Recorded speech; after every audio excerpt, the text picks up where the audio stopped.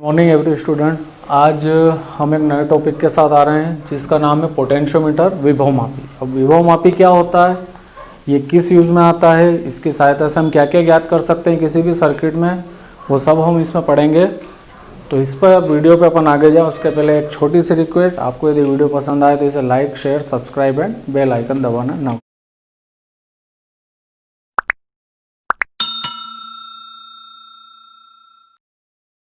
चलिए शुरू करते हैं।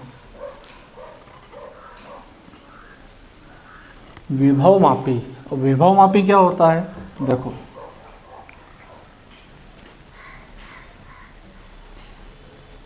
मान लो कोई सेल है,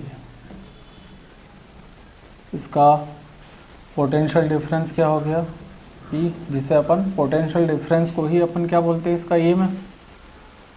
अब इसको मापते हैं, अब इसका इंटरनल रेजिस्टेंस कितना हो गया आर। इसके साथ हमने मान लो एक वोल्ट मीटर लगा दिया। अब इसमें करंट फ्लो हो रहा है मान लो 2 एम्पियर का, ठीक है, ठीक।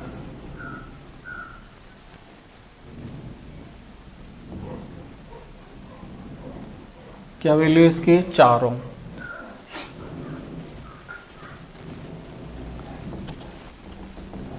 तो देखिए एक सेल लगाया, इसका इंटरनल रेजिस्टेंस हो गया आंतरिक प्रतिरोध आर और इसका ईएमएफ क्या हो गया ई।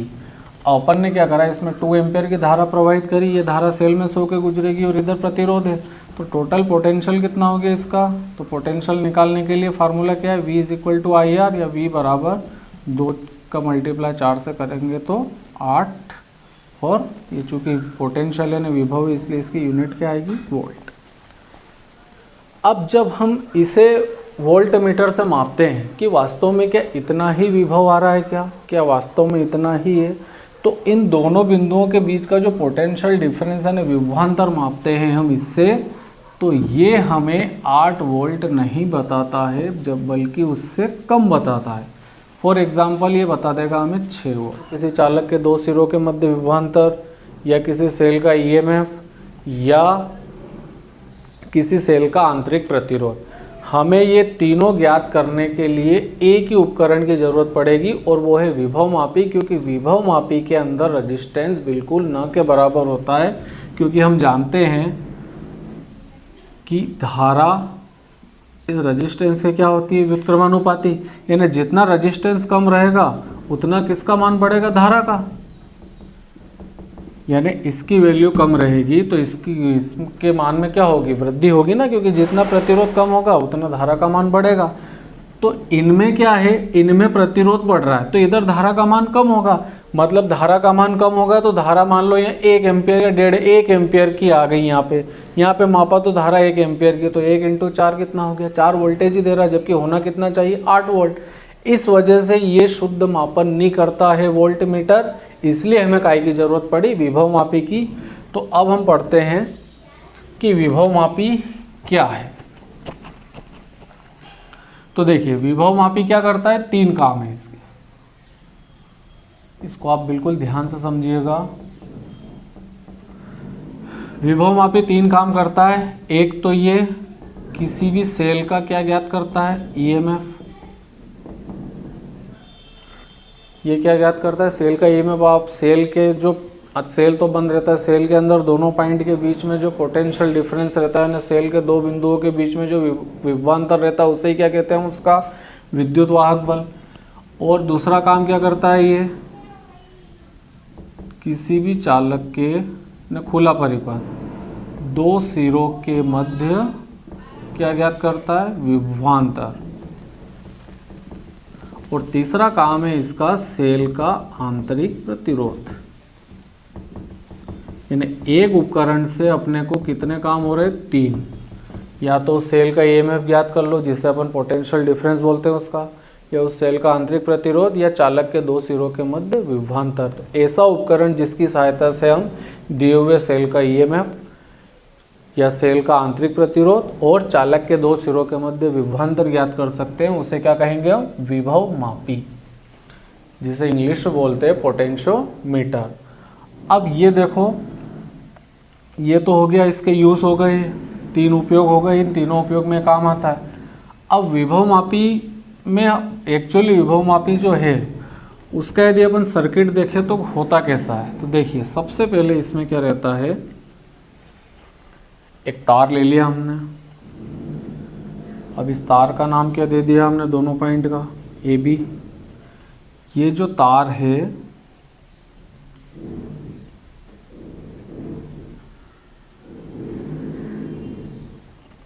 ये तार सभी बिंदुओं पर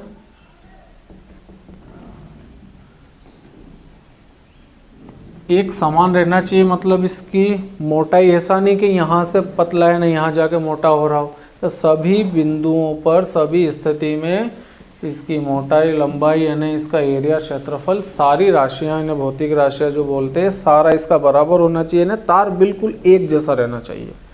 नहीं तो क्या पता, नहीं तो क्या होगा कि यहाँ पे विभवांतर अलग आएगा, यहाँ पे विभवांतर अलग आएगा, यहाँ पे विभवांतर अलग आएगा। ठीक, अब इसके साथ हमने क्या करा, देखो ये तो क्या ले लिया हमने, विभवमापी का तार। जैसे मीटर सेतु का तार लिया था, उसकी लंबाई थी 1 मीटर। इसकी लंबाई अपन 1 मीटर से कुछ ज़्यादा मान सकते हैं, 2 मीटर, 3 मीटर या 4 मीटर। और ये जो तार रहता है ये काय का बना रहता है, मैग्नीन या कांस्टेंट, इसका तार बना रहता है। ठीक है, काय का तार है, विभवमापी का। चलिए अब इसके साथ क्या जोड़ना है अपने को, कि परीक्षा में सबसे पहले अपन ये परिपथ ही बनाएंगे, और परिपथ बनाएंगे तो ही अपन आगे समझ पाएंगे कि होता क्या।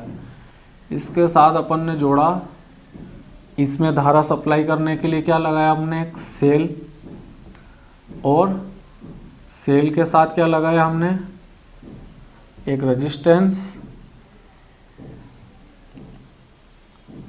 और इसको इससे कनेक्ट कर दिया। ये जो रेजिस्टेंस है ये धारा को कंट्रोल करता है, इसलिए इसको बोलते हैं अपन परिवर्ती प्रतिरोध। क्या नाम है इसका, परिवर्ती प्रतिरोध। इसको शो करेंगे हम RH से। और ये जो अपना सेल है, ये सेल क्या करता है, इस इस विभवमापी के तार में धारा की सप्लाई करता है, और ये अपन एक संचायक सेल लेते हैं जिससे करंट की सप्लाई शुरू होती है। अब देखिए ये प्लस है, यहाँ से करंट निकला। ठीक, कितना करंट आया, I। ये करंट अभी यहाँ पे इस A पॉइंट पे है, और ये पॉइंट क्या हो गया, B। तो यहाँ पे जो करंट आया है, यानी यहाँ पे जो पोटेंशियल है, यहाँ पे जो विभव है, वो कितना अभी V हो जाएगा, 0। क्या हो जाएगा, 0। यानी अपन हिंदी में बोले तो इस तार में धीरे धीरे विभव का क्या होता है, पतन, जिसे बोलते हैं पोटेंशियल ग्रेडियंट, यानी विभव प्रवणता। वो मैं अभी आपको समझाऊंगा कि विभव प्रवणता क्या होती है। अब उसके लिए इस तार की लेंथ मान लो आप, इस तार की लेंथ मान लो आप कैपिटल L। ठीक, यानी पूरी लेंथ में विभव कहाँ से कहाँ पहुंच जाएगा, इसका पोटेंशियल V से 0 पे, यानी इसका विभव पतन यानी पोटेंशियल ग्रेडियंट कितना हो गया, V से लगा के यहाँ 0 तक आ जाएगा, पूरा फिनिश हो जाएगा किसमें, L लंबाई में। तो हम क्या बोल सकते हैं, अब ये V/L क्या है, विभव का पतन, इसे बोलते हैं विभव प्रवणता। तो विभव प्रवणता का फार्मूला क्या हो गया, विभव प्रवणता को देखो हम फाई से भी शो कर सकते हैं, हम चाहें तो इसको रो से भी शो कर सकते हैं, हम चाहें तो इसको के से भी शो कर सकते हैं। तो हम ले लेते हैं यहाँ पे रो। तो इसका फार्मूला क्या हो गया, रो बराबर V/L। ठीक है, इस तार की 1 मीटर लंबाई, भाई टोटल तो V हो गया, लेकिन अपने को मान लो केवल यहाँ तक का निकालना है कि यहाँ तक का पोटेंशियल ड्रॉप कितना आया। तो मान लो मैंने इतना मान लिया L। ठीक है, कितना मान लिया मैंने, L की जगह x मानो। ये दूरी क्या है, A। अब इसका यूज़ काय के लिए करते हैं विभवमापी का, इन 3 फंक्शन के लिए, यानी इसका यूज़ करते हैं हम इन 3 उपयोग के लिए, सेल का EMF, या 2 सिरों के मध्य विभवांतर, या सेल का आंतरिक प्रतिरोध। तो हमें जिस सेल का EMF ज्ञात करना है, मतलब उसका पोटेंशियल डिफरेंस ज्ञात करना, उसको नीचे जोड़ेंगे जिसे सेकेंडरी सर्किट बोलते हैं, और उसका प्लस सिरा काय से जुड़ा होना चाहिए, इस पॉइंट A से, और माइनस का कनेक्शन करना है अपने को एक गैल्वेनोमीटर में इस धारा मापी से, और उसके साथ जोड़ देनी है अपने को जो कि। ठीक, अब ये जोकी काय के लिए इस पे लगाते हैं हम, इस तार पे रगड़ने के लिए। तार पे रगड़ने का मतलब है तार को यहाँ से यहाँ से यहाँ लाते हैं तो ये धारामापी का जो संकेतक है विक्षेपित होता है। हमें एक ऐसे पॉइंट पे लाके खड़ा करना है इसको जहाँ पे इसका विक्षेप क्या हो जाए, बंद। और धारामापी में विक्षेप बंद हुआ मतलब धारामापी में बहने वाली धारा क्या हो गई, जीरो। जीरो मतलब यहाँ से यहाँ तक की पूरी धारा क्या आ रही, इसमें जीरो, करंट ही नहीं बह रहा है। यहाँ भी क्या आ गई, आई जीरो। मतलब इसका हर बिंदु पे विभवांतर क्या आ गया आपका, जीरो, क्योंकि धारा बह नहीं रही है। तो इसमें धारा की स्थिति जीरो मतलब इसको बोलते हैं शून्य विक्षेप की स्थिति। और ये जो बिंदु रहता है जहाँ पे इसमें करंट का फ्लो जीरो हो जाता है, इसको बोलते हैं नल पॉइंट यानी संतुलन बिंदु। तो मान लो यहाँ से यहाँ तक की डिस्टेंस कितनी आ गई, x। ठीक है, अब क्या करना है, देखो यहाँ का जो पोटेंशियल डिफरेंस है वो इस पोटेंशियल डिफरेंस के क्या रहेगा, बराबर। इसका हमने क्या मान लिया, E। यहाँ का जो विभवांतर है वो इन दोनों बिंदुओं के विभवांतर के क्या होगा, बराबर। क्योंकि भाई करंट तो इसमें यहाँ से यहाँ तक भी धारा ये शून्य बता रहा है, तो इसमें भी शून्य है, तो ये दोनों आपस में क्या हो गए, बराबर। अब इसको नाम दे दो अपन, इस पॉइंट को बी सॉरी दे रखा है, इसका नाम दे दो अपन C, इसका नाम दे दो x, इसका नाम दे दो y। मतलब इसका विभवांतर और इसका विभवांतर क्या हो गया, आपस में बराबर। ठीक, क्या विभवांतर है इसका, तो डेल v पॉइंट कहाँ से कहाँ तक, AC is equal to del v x y। अब डेल v AC क्या है भाई, पोटेंशियल क्या है पूरा लेंथ पे L पे, तो यहाँ पे आ गया आपका v अपान L। कहाँ से कहाँ तक की डिस्टेंस है ये, तो x का मल्टीप्लाई कर दो इससे, डेल वी एक्स वाई क्या हो जाएगा इसका, तो E है। ठीक है, अभी मैंने आपको थोड़ी देर पहले एक फार्मूला बताया था कि rho is equal to V upon L, यानी इस तार की पर यूनिट लेंथ पे यानी एकांक लंबाई पे जो विभव का ड्रॉप होता है, विभव का पतन होता है, उसे ही क्या कहते हैं हम, पोटेंशियल ग्रेडियंट मीन्स विभव प्रवणता। तो हम यहाँ पे क्या लिख सकते हैं, रो, तो ये हो गया रो एक्स बराबर ई, या इसे बोल दो आप E बराबर रो एक्स। यही इस विभव मापी का सिद्धांत है। एक बार और देखो इसको, हमने सबसे पहले एक विभव मापी का तार लिया जिसकी लंबाई अपन मान लो 1 मीटर से ज़्यादा कुछ भी हो सकती है। इसके साथ हमने समांतर क्रम में क्या लगाया, एक सेल, संचायक और एक परिवर्ती प्रतिरोध। ये काय के लिए लगाया, करंट सप्लाई के लिए। ये क्या है, धारा को कंट्रोल करने के लिए। अब इस तार की टोटल लंबाई कितनी है, L। अब L लंबाई पे जैसे ही यहाँ से इसमें करंट फ्लो होगा तो इसका विभव यहाँ कितना है V, और यहाँ तक आते आते विभव का ड्रॉप क्या हो गया, 0। टोटल विभव कितना गिर गया, V से 0 हो गया, मतलब पूरा V विभव ड्रॉप हो गया इसमें, यानी इसमें विभव का क्या हो रहा है, पतन हो रहा है। तो हमारे हिंदी सिलेबस, हिंदी मीडियम में विभव के पतन को बोलते हैं विभव प्रवणता, कि किसी चालक तार की एकांक लंबाई पर होने वाले विभव पतन को क्या बोलते हैं, विभव प्रवणता। विभव प्रवणता क्या डेफिनेशन है इसकी,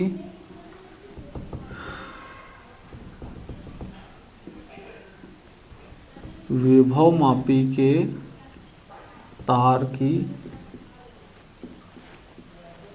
एकांक लंबाई, एकांक मतलब इकाई, पर यूनिट लेंथ, एकांक लंबाई पर होने वाले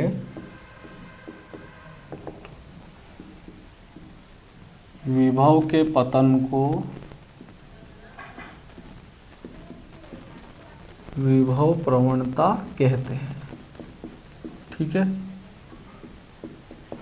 अर्थात विभव प्रवणता को कैसे शो कर रहा है अपन, रो से कितनी, पूरे तार की लेंथ क्या है L, और टोटल पोटेंशियल कितना ड्रॉप हो रहा है V, तो पोटेंशियल पर यूनिट लेंथ यानी V अपान L, ये इसका फार्मूला है। ठीक, तो सबसे पहले आपको ये बात लिखनी, क्योंकि आपको पोटेंशियल या ग्रेडियंट बताना पड़ेगा। उसके बाद आपने जब ये सेल जोड़ा तो क्या पता चला, सेल जोड़ने पे पता चला कि हमने पहले संतुलन बिंदु की दूरी प्राप्त करी। संतुलन बिंदु की दूरी है x पे, मतलब क्या है, यहाँ से यहाँ आने पे ये धारा मापी का जो संकेतक है ये बिल्कुल स्थिर हो गया, यानी इसमें धारा प्रवाहित नहीं हो रही। धारा प्रवाहित नहीं हो रही मतलब यहाँ से यहाँ तक की धारा क्या हो गई, शून्य। ये शून्य है तो यहाँ भी क्या होगा, शून्य, धारा बह ही नहीं रही। तो इसका जो पोटेंशियल डिफरेंस है यानी इसका विभवांतर और इस सेल के सिरों का विभवांतर क्या हो गया, बराबर। तो यहाँ से यहाँ तक का विभवांतर क्या हो गया, कहाँ से कहाँ तक का, ए से सी तक का। ये जो पॉइंट है जहाँ पॉइंट आया है संतुलन बिंदु, ये क्या हो गया सी। तो डेल वी ए सी यहाँ से यहाँ तक का विभवांतर बराबर डेल वी एक्स वाई यहाँ से यहाँ तक का विभवांतर, दोनों क्या होगा आपस में बराबर। अब पर यूनिट लेंथ यानी विभव प्रवणता क्या होगी पूरे तार की वी अपन एल। अपने को कहाँ से कहाँ तक की दूरी की चाहिए एक्स की, तो एक्स का गुणा कर दो इससे बराबर, इसका क्या आ रहा है ई। अब वी अपन एल क्या होता है, तो वी अपन एल मैंने आपको बताया वी अपन एल बराबर ये रो, तो इसकी जगह क्या रख दिया रो या ई बराबर रो एक्स। अब हमें क्या बोलना है हिंदी में कैसे लिखना है, ये मैंने आपको पूरा फार्मूला बता दिया, बिल्कुल सिंपल है। माना कि एक विभवमापी का तार है जिसकी लंबाई क्या है एल सेंटीमीटर, ठीक है। इसके साथ हमने समांतर क्रम में क्या क्या जोड़ा देखते जाओ। आपको कुछ भी मन से नहीं लिखना, आपको सिर्फ चित्र में देखना है। मतलब सबसे मेन प्रायोरिटी इन डेरिवेशन में होता है उसका डायग्राम। डायग्राम यानी अपने नक्शा अपने दिमाग में बैठ गया तो अपन पूरा कर देंगे। जैसे कि इंजीनियर एक नक्शे को देख के उससे ठेकेदार से तैयार करवाता है, तो नक्शा रहेगा तो उसका वो पूरा मैटर रहेगा कि मेरे को कहाँ क्या करना है, कहाँ दीवार खड़ी करनी, कहाँ दरवाज़ा लगाना है, कहाँ गेट देना, ऐसे। तो ये चित्र अपने दिमाग में फिक्स हो गया। ए बी एक विभवमापी का तार हो गया, ठीक। इसके साथ हमने क्या जोड़ा, एक संचायक सेल और एक परिवर्ती प्रतिरोध। कहाँ जोड़े, ऊपर समांतर क्रम में, इसको बोलते हैं प्राथमिक परिपथ है ना, प्राइमरी सर्किट।